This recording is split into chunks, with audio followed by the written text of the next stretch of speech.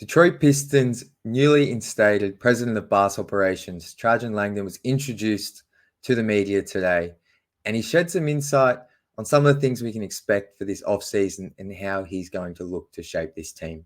We'll talk about that in just a moment. Skies a jam. Dynamite dunk, and the crowd loves it.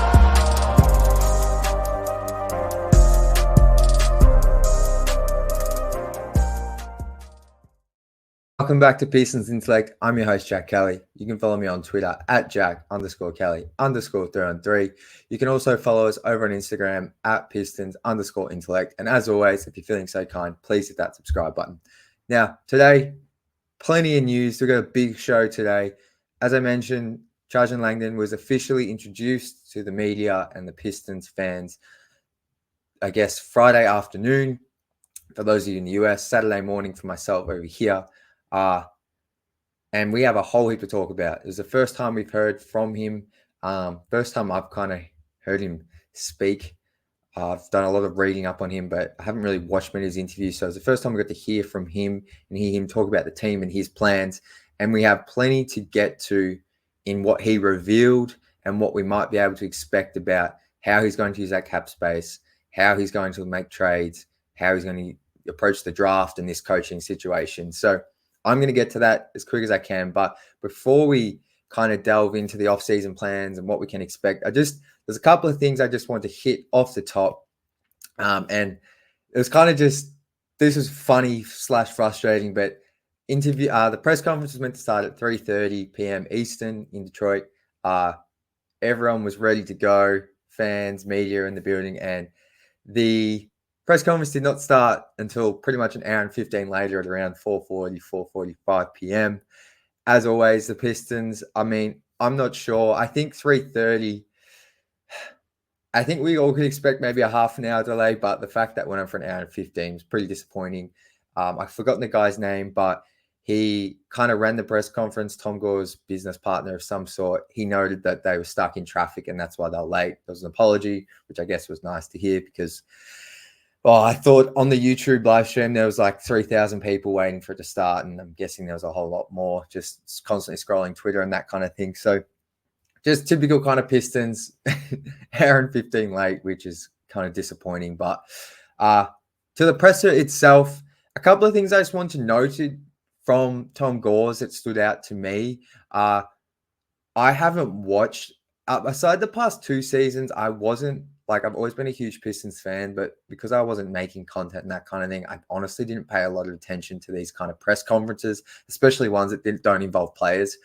So I'm not sure how Tom Gore's has fully been in the past, but I felt like today it was one of his better press conferences in the sense of I felt like he was very honest and like almost candid today in his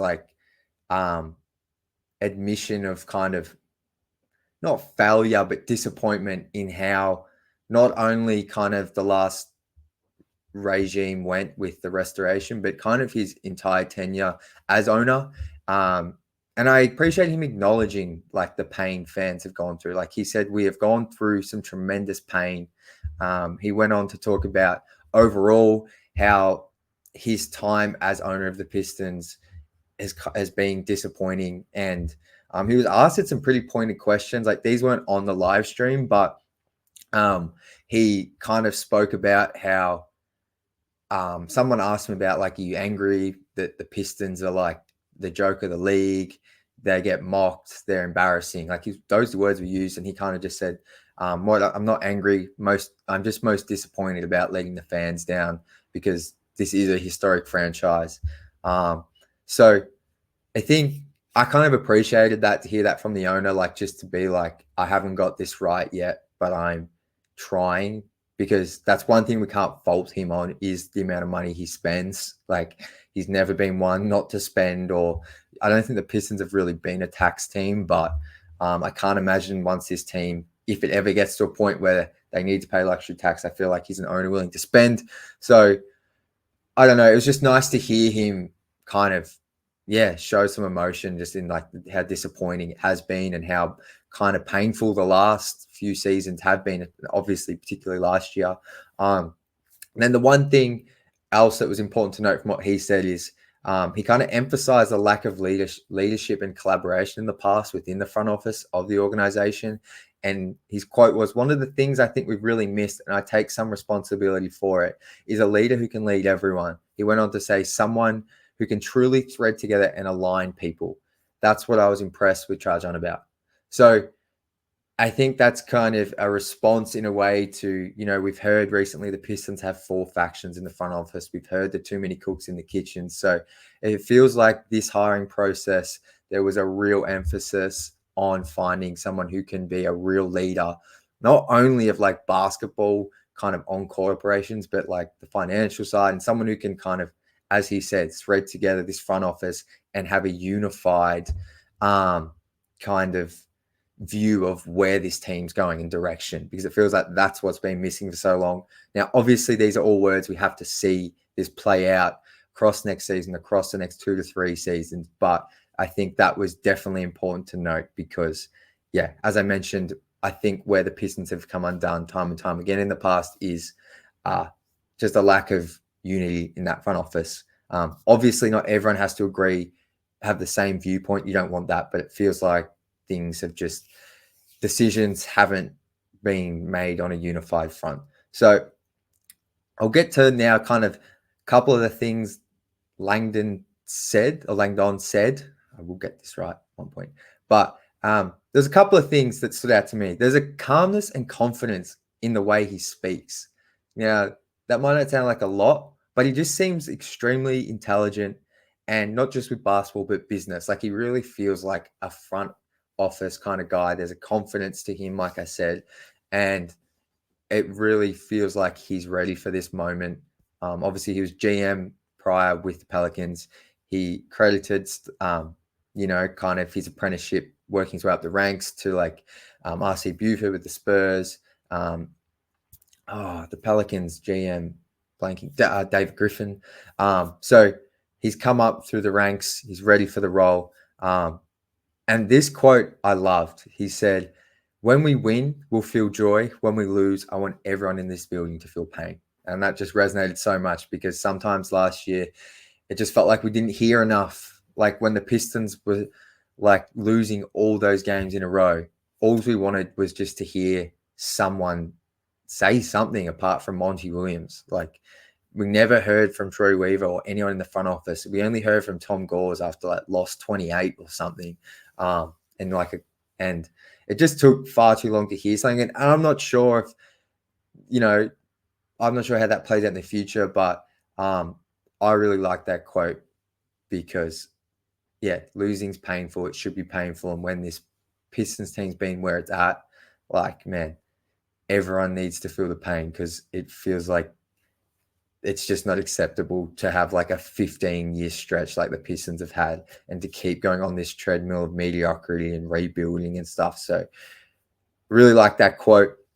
And then the final thing I kind of noticed was just his very detail specific. Like he was talking about, I want to hold everyone accountable, being on time for a rotation on defense, being on time for practice, being on time for a block shot, and then texting someone back on time. Like there's lots of those elements where he spoke about communication and just overall accountability to one another, which, look, once again, just words, but I like to hear that. Now, moving on, kind of, wrong run there. The next kind of topic I wanted to touch on is like, what's the plan? What's the vision? What did he share with us today that Pistons fans can kind of get a glimpse into the offseason? Now, this was the big one. This is the big quote. And I think this should be, this is how Pistons should start looking at the offseason. And when they're thinking about what moves they want the team to make or what they can expect, think about it through this lens, because Langdon said, with the cap space we do have, bringing contracts from other teams and gathering assets as well. So, sorry, I accidentally misprinted that quote. But basically he's saying taking on bad contracts from other teams, absorbing their salaries and trying to get an asset from that. So, but he also said as well, and he mentioned the importance of bringing in players that can bolster the team's development. So not just absorbing a Joe Harris contract like last season, who's going to sit on the bench and only play the tiniest amount of minutes and sit there and take up 20 million a cap. I would say, just to throw out some names, and I've got some more, which I'll get to in the next topic, but, like an Andrew Wiggins. I know a lot of fans might not like that. He's got like 3 years, 80 something million left, but he's a wing. He can contribute. He can defend. He can kind of shoot. But if you brought him in, he's a player next season that, yes, he would be taking up like 20 something million of your cap, but he's a guy who can come and contribute, play a value position. Maybe the Pistons, you get a pick as well from that. And that's how they're going to probably look to use this cap space. So frustrating, because this is what should have happened in like Troy Weaver's second and third year, but instead that's not what happened. They kind of tried to do it last summer, but they never. The asset management, as I said, and we all know, was a huge issue with this team. So it feels like the Pistons are going to look to bring in big contracts, and then ideally those players, so get them from maybe second apron tax teams who need to get off that money, take that player, try get a pick with that player or two as part of the deal to eat that money from the team. And then ideally that player can also complement the Pistons' young core, which Langdon kind of highlighted that, their development's going to come from their young players. So it feels like the young core will stay intact for the most part. It doesn't feel like now that the Pistons are going to trade two of the core four, or that's not to say one might not get traded. Like, I still think there's a chance. And we heard some stuff on Isaiah Stewart, but in terms of the core four, I feel like at least three of them are back next season, if not all four potentially, which I'm not sure I 100% agree with, but that's just kind of how it feels. Feels like Langdon's going to want to, like I said, get more young players, more assets, surround the current young players with, kind of shooting and spacing is something he highlighted. If to summarize, it feels like in a way the Pistons aren't in year one of a rebuild. It feels like this is like almost a reset to year two of a normal rebuild, if you know what I mean. Like, they got Cade, and you've got a couple of young players who could be something. And now it feels like bringing some veterans to help them grow to maybe like 28, 30 wins. Instead of maybe going for that big swing for like a Brandon Ingram or a more win now type of move. So I know some fans might be disappointed to hear that. My personal opinion is it kind of makes the most sense and is what should be expected with a new GM coming in, someone who's still got to choose a coach, someone who's still got to make a draft pick next week. So it's all dependent on the players he can get from second apron teams and if he can get assets, because that's where the Pistons have come undone time and time again, is they can't even get involved in trade discussions because of that pick they've been owing to the Knicks, or they just didn't even have any first-round picks in the bank.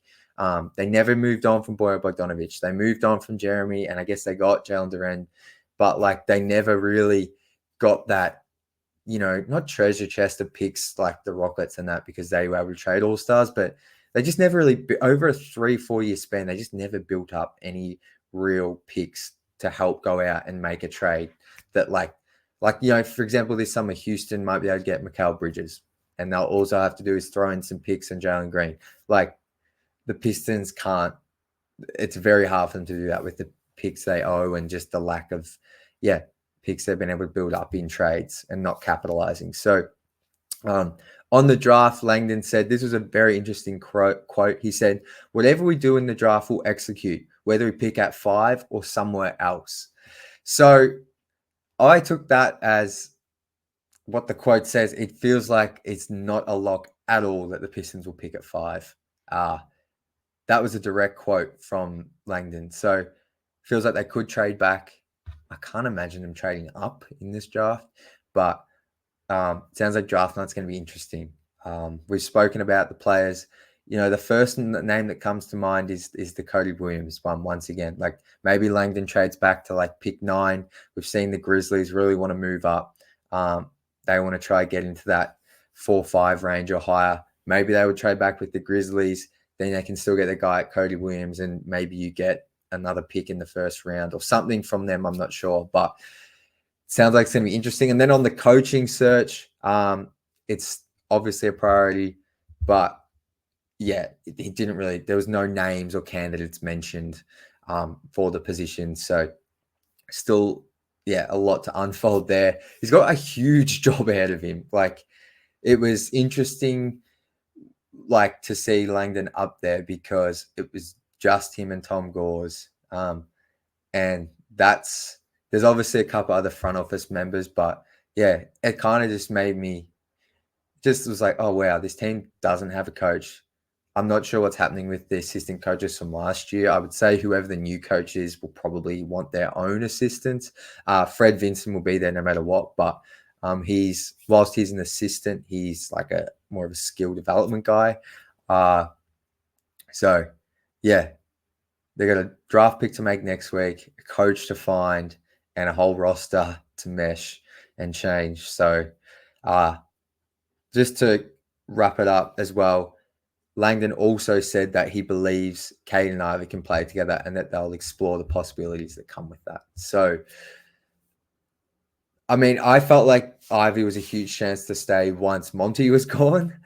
So that was still nice to hear that he sees something in that backcourt, because I as much as I had come to the, I guess, what's the word? I just come to the realization that I was going to be okay if Ivy was moved. Like, I wouldn't be too upset. Like, I still think there's so much potential there with Cade and Ivy. So it's still something that, particularly if the Pistons go in a direction that Langdon has spoken about, in kind of still continue to take this slow and invest in the youth and development on the roster, like, I still want to see that Cade and Ivy thing, see if it works. Like, and maybe Ivy comes off the bench to start the season, who knows? But yeah, that was interesting to hear that highlighted by Langdon.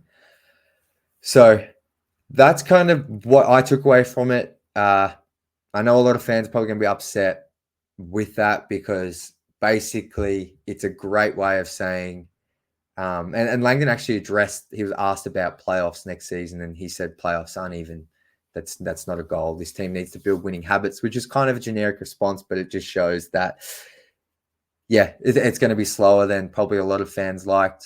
And it's going to be, a lot of this success next season will be, once again, kind of, if the Pistons were to make the play-in right next season, I think it'll be because Cade and, say, Ivy really pop and become, a really dynamic duo, and Cade's an all-star. It feels like the baseline for them, with whoever they bring in with vets, should be to win like 30 games. But if they're going to pop to like 38, 40 wins or more, it's going to be because they got Cade took another leap, Ivy took a jump, and not that they went and got Brandon Ingram, or not that they've gone and got a huge, wing create like Paul George. Like, it's going to be because their young players really took them and elevated them up the standings to like that play-in playoff positioning. So that's my sense.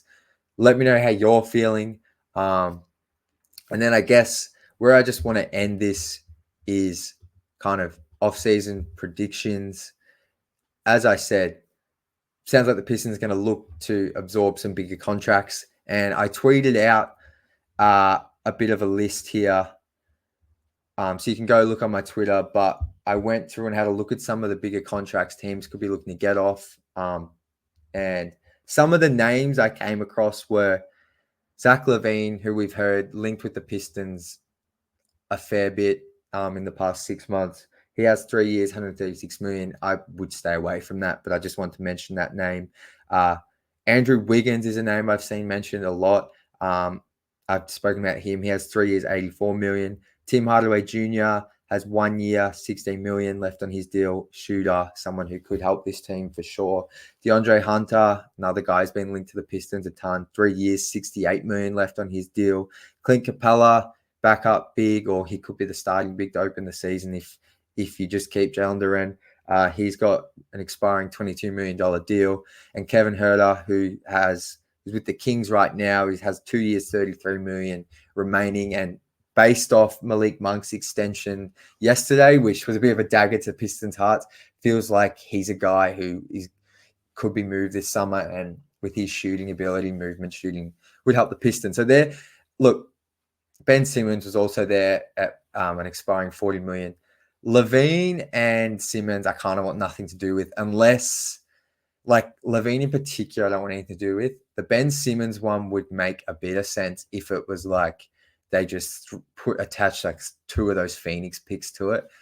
That the Nets, that is, but I kind of don't see that happening. But if that's the world where I would take a Ben Simmons deal on, if you were getting these really valuable future firsts from the Nets. But some of those names there, Hunter, Wiggins, even Capella,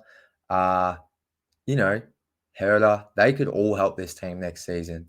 And particularly kind of Wiggins and Hunter, like they are, like Wiggins, I think he's probably around 30 now. So he's a little bit older, but I think in a different situation, the kind of versatility he brings and the position he plays, like he would fill a massive void for this team.